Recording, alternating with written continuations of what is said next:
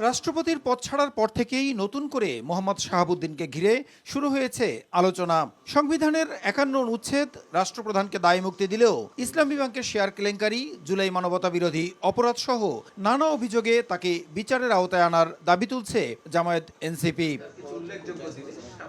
মঙ্গলবার সচিবালয়ে প্রধানমন্ত্রীর তথ্য সম্প্রচার উপদেষ্টার সাপ্তাহিক ব্রিফিংয়ে উঠে আসে সদ্য সাবেক রাষ্ট্রপতির প্রসঙ্গ। জানান, সংবিধান অনুযায়ী রাষ্ট্রপতি হওয়ার আগে পরের অপরাধের বিচার করার সুযোগ রয়েছে।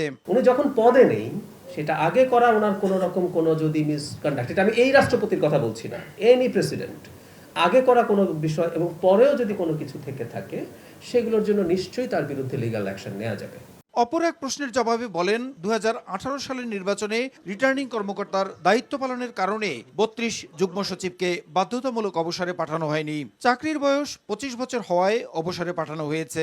তবে ২০১৮ এবং ২০০৮ সালের নির্বাচন নিয়ে তদন্ত হওয়া উচিত। AKS অর্জন করল গিনেস ওয়ার্ল্ড রেকর্ডস। AKS ২৫ বছর যদি চাকরির বয়স হয়ে যায়, সরকার তাকে অবসরে পাঠাতে পারেন। এটা একেবারে আইনি ব্যাপার।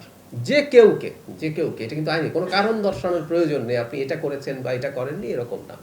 জুলাই আন্দোলনে হতাহতদের শরীরে 7.62 mm বুলেট পাওয়া প্রসঙ্গে দাবি করেন, প্রাণঘাতী ওই অস্ত্র ব্যবহার করেছে পুলিশই। সেনাবাহিনী ফুললি অটোমেটিক অস্ত্র যখন ব্যবহার করলো, বিডি টাইপ 8 সম্ভবত, সেটা এরপর বিজিবির কাছে এবং শেষে পুলিশের কাছে আসলো।